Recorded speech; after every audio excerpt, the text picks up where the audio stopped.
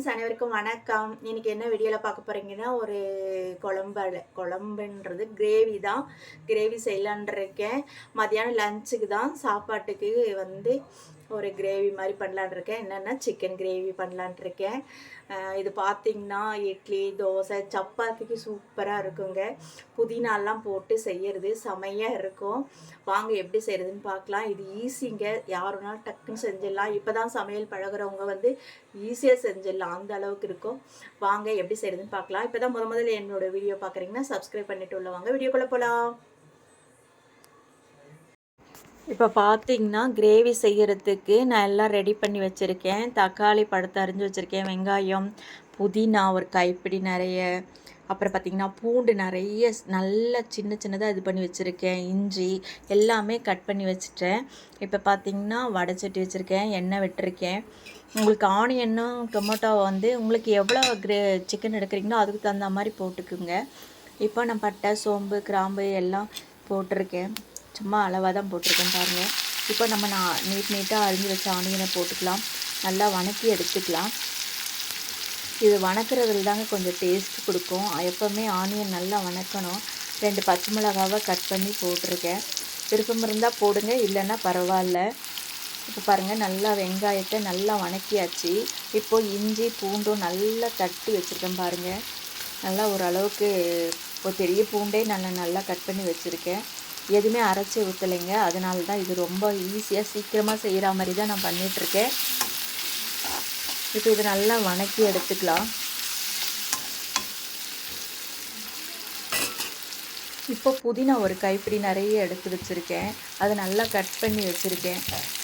அதையும் போட்டு வணக்கிக்கலாம்.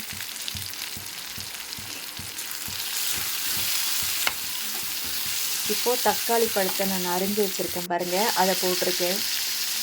நல்லா பெரிய தக்காளியாக இருந்தால் 2 போடுங்க, சின்னதாக இருந்தால் ஒரு 3 போடுங்க. உங்களுக்கு தக்காளி இதில் நிறைய போட்டு பண்ணுறதால உங்களுக்கு டேஸ்ட்டு கொடுக்கும், தக்காளி டேஸ்ட்டு. நான் இந்த மாதிரி சட்டுன்னு செஞ்சு கொடுக்குறதுங்க, சாப்பாட்டிலே பிசைஞ்சு சாப்பிட்ருவாங்க, அவ்வளோ டேஸ்ட்டாக இருக்கும். நம்ம கரண்ட் இல்லாதப்பெல்லாம் இந்த மாதிரி செஞ்சுக்கலாம். அரைச்சி வைக்கணும், வணக்கணும், அந்த மாதிரி வறுத்து அரைக்கணும், அந்த மாதிரியெல்லாம் வேண்டியதில்லை. இப்போ கல் உப்பு போட்டிருக்கேன். நான் ஏற்கனவே சிக்கனில் உப்பு, மஞ்சத்தூள், தயிரெல்லாம் விட்டு நான் நல்லா கழுவியிருக்கேன். ஏன்னா அந்த நீச்சு வாசம் வராமல் இருக்கும், அதுக்காக வேண்டி தான் நான் இந்த மாதிரி கழுவுவேன். எனக்கு அப்படியே சாதாரணமாக கழுவுறது எனக்கு பிடிக்காது. இந்த மாதிரி பண்ணும்போது உங்களுக்கு அந்த நீச்சு வாசமே வராதுங்க. இப்போ பாருங்கள், மிளகாத்தூள், மஞ்சத்தூள், கரம் மசால் தூள், மல்லித்தூள் எல்லாம் தேவையான அளவு எடுத்து வச்சுருக்கேன். எல்லாத்தையும் ஒன்றா போட்டுக்கிறேன். பச்சை மிளகா போட்டிருக்கீங்க, அதனால் நீங்கள் வந்து பார்த்து காரம் போட்டுக்கோங்க. பாருங்கள், பார்க்கும் போதே உங்களுக்கு தெரியும் எவ்வளோ நல்லா வணங்கும் போதே அதனோட இது எப்படி இருக்கும்னு நமக்கு தெரிஞ்சிடும். எல்லா காரம் நல்லா எண்ணெய் பிரிஞ்சு வந்தோடனே நமக்கு தேவையான அளவு, அது கொஞ்சம் நமக்கு குழம்பாக வேணுமா, கொஞ்சம் கிரேவியாக வேணுமா, அது நம்மளோட இதுதான். சப்பாத்திக்கு தொட்டுக்கிற மாதிரியா, தோசைக்கு தொட்டுக்கிற மாதிரியா, இல்லை சாப்பாட்டில் இது பண்ணுற மாதிரியா, அந்த மாதிரி பார்த்துக்கிட்டு நம்ம தேவையான அளவு தண்ணி விட்டுக்கலாம். விட்டு நல்லா கிளறிட்டு மூடி போட்டு கூட நம்ம வேக வச்சுக்கலாங்க. சிம்லே வச்சுக்கலாம், அடிப்பிடிக்காமல் இருக்கும். பார்த்திங்களா, இப்போ ரெடி ஆகிடுச்சிங்க. சிக்கன் நல்லா வெந்துருச்சு. நாங்கள் நல்லா கிரேவியாகவே கொண்டு வந்துட்டேன். மேலே வந்து கொத்தமல்லி தழெல்லாம் புதினாவும் கொஞ்சம் போட்டு விட்டுருக்கேன். உங்களுக்கு விருப்பம் இருந்தால் நீங்கள் மிளகுத்தூள் கூட போட்டுக்கலாங்க.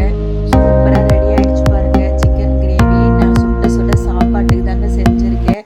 பிரமாதமாக இருக்கும். நீங்களும் இந்த மாதிரி டக்குன்னு வேணும்னு ஏதாவது ஒரு அவசரத்துக்கு காயெல்லாம் ஒன்றும் இல்லைன்னா இந்த மாதிரி கூட செஞ்சுக்கலாம்.